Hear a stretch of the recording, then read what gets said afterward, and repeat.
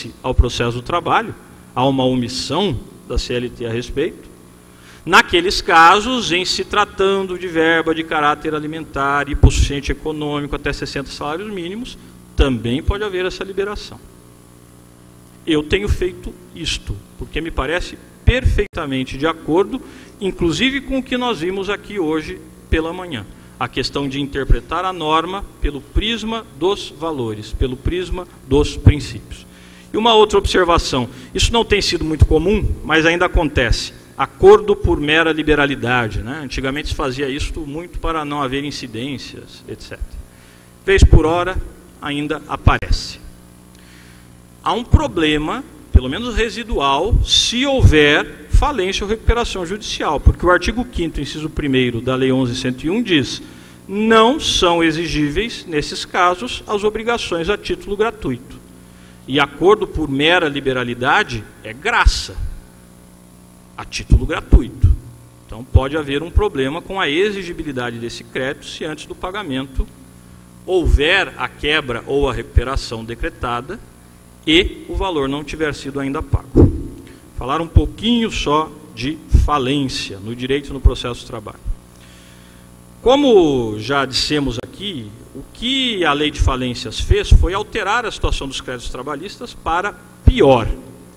Então hoje, a rigor, nós temos 5 categorias possíveis de credores trabalhistas. Primeiro, os extraconcursais, aqueles que não entram em concurso. E que é basicamente aquele credor trabalhista que tem crédito que decorre de trabalho ou acidente havido após o deferimento da recuperação judicial, se for convolado em falência, ou mesmo após a falência, se houver o fenômeno da continuação da atividade empresarial. Esses que vêm depois não participam do concurso. Aos super preferenciais, que é aquele pronto pago que eu já referi, eles entram em concurso, mas entram em concurso em primeiro lugar. Então, praticamente, não entram pelo valor e pela absoluta prelação. Não é? Estarão em primeiro lugar e o valor, os senhores vão ver, é módico. São aqueles créditos estritamente salariais, vencidos nos 3 meses anteriores à decretação da falência e até o limite de 5 salários mínimos por trabalhador. Esses são super preferenciais. Depois vem os preferenciais, em concurso, que são os créditos trabalhistas até 150 salários mínimos. E o Supremo disse que há aqui constitucionalidade. E depois, os que vêm depois são equiparados a quirografários, todos os excedentes de 150 salários mínimos. Agora, vejam que coisa, o que eu dizia aos senhores antes, como é que isto ficou? Nos termos da lei, se houver um imóvel de R$1 milhão e houver um credor com garantia real, qualquer que seja a natureza desse crédito, civil, o que imaginarem, o crédito do trabalhador não vai poder se abeberar neste R$1 milhão.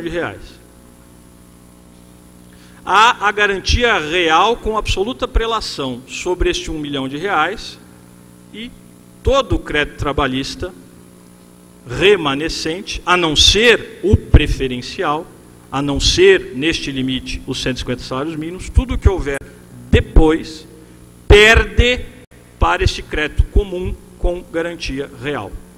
Esta é uma situação que não havia sob a égide da Lei 7661. Agora há. E ainda há créditos subquirografários, que seriam aqueles decorrentes de ato ilícito e que ficam abaixo desses créditos trabalhistas depois dos 150 salários mínimos. Esses subquirografários, a rigor, seriam as multas 467, 477 da CLT, mas conversava hoje com o professor Papaléu e já há julgados no Tribunal de Justiça de São Paulo que tem dito, a meu ver, tecnicamente, mas tem dito que esses também são preferenciais. Bom, não seremos nós a dizer que não são. Então, se o próprio Tribunal de Justiça tem entendido assim, que seja. Outras observações e vamos para a conclusão. Os contratos de trabalho, como todo contrato bilateral, ele não é automaticamente resolvido com a falência, artigo 117 da Lei de Falências. Portanto, importante entender isto, as rescisões dos contratos de trabalho na falência ocorrem por decisão do administrador judicial, como contratos bilaterais que são, a rescisão não é automática. Isso é interessante dizer porque muitos administradores não se preocupam com isto. Acham que, cerradas as portas, está tudo resolvido. e não é assim. No caso da sucessão trabalhista, já disse aos senhores, no caso de realização de ativos mediante alienação de estabelecimento ou de bens, não há mais possibilidade da sucessão trabalhista. Subverte a lógica do próprio Código Tributário Nacional, no artigo 133, que dizia que mesmo nas alienações judiciais, o crédito tributário permaneceria garantido. E se o crédito tributário permaneceria garantido, que dirá o trabalhista? Porque o próprio CTN diz que o trabalhista é mais privilegiado que o tributário.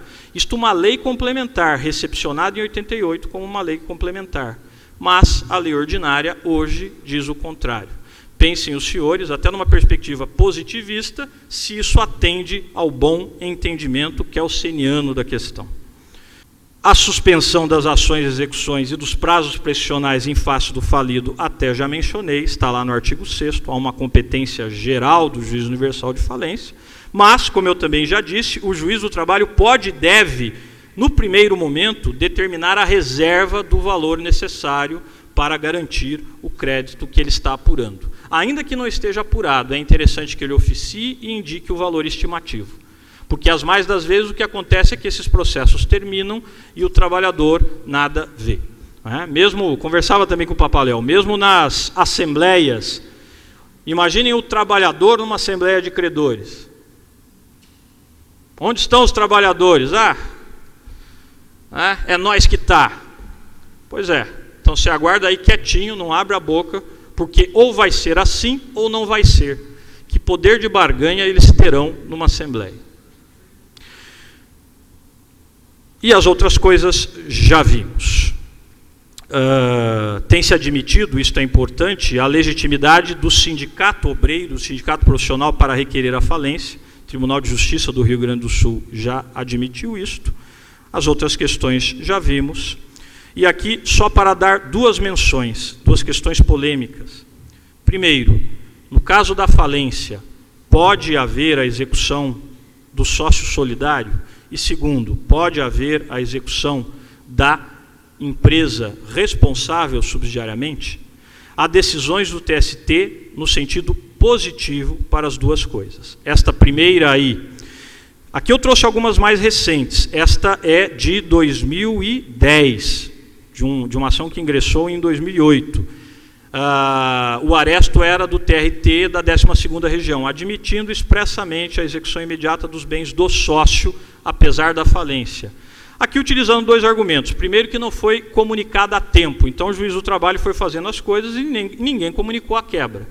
E depois, o que é mais importante, aí a parte final, o montante dos bens arrecadados da massa não será suficiente à quitação de todos os débitos que a empresa possui. Em função disso, permitiu-se a execução do sócio.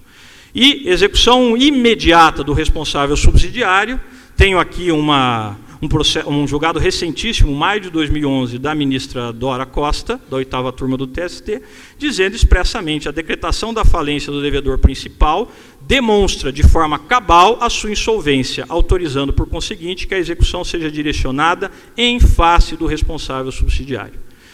Isto agora, mas antes, mesmo sob a égide da Lei 7661, eu até referia antes, olha, só para que vejam, recurso de revista 580-012. O relator que então lá atuava, desembargador José Pedro de Camargo, desse tribunal, decidiu exatamente nesse sentido.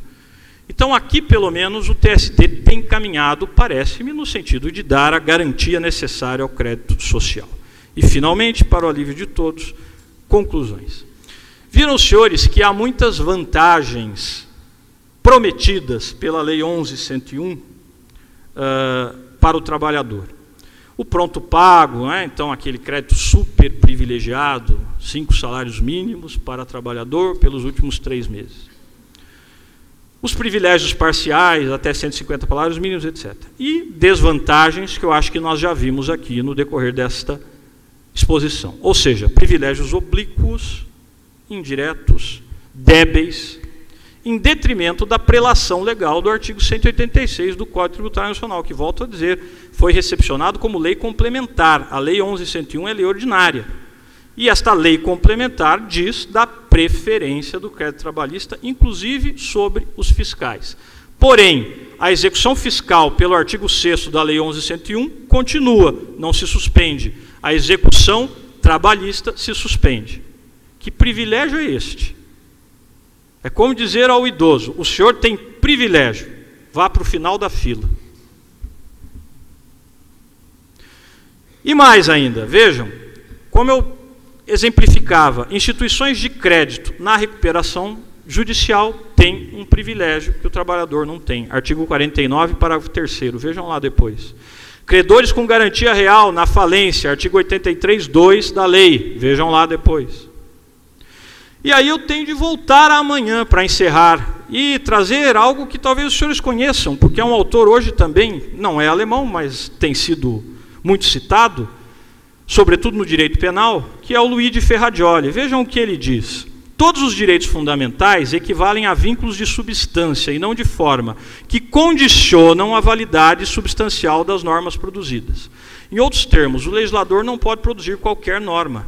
Ele tem que produzir normas em conformidade com a visão de mundo da Constituição. Será que aqui isto foi feito? É claro, volto a dizer, que como juiz, eu tenho de acatar o que foi decidido no STF. Era uma ADI e tem eficácia erga omnes. Mas nem tudo que eu disse aqui foi discutido lá. E então há o espaço para interpretação conforme, como dizia o professor Dávila pela manhã. E aí hoje já se falou de Mercedes Sosa, de Chico Xavier, vou falar um pouquinho de Drummond. Drummond disse o seguinte: já não quero dicionários consultados em vão, quero só a palavra, que nunca estará neles, nem se pode inventar. A palavra além da letra. Acho que é o que nós, operadores de direito do trabalho, sobretudo nesse assunto e aonde for possível, devemos fazer. Buscar a justiça além da letra, sempre com uma ancoragem constitucional, sempre com uma ancoragem humanista. Essa é a nossa história, esse é o nosso legado, esse é o nosso dever. Muito obrigado.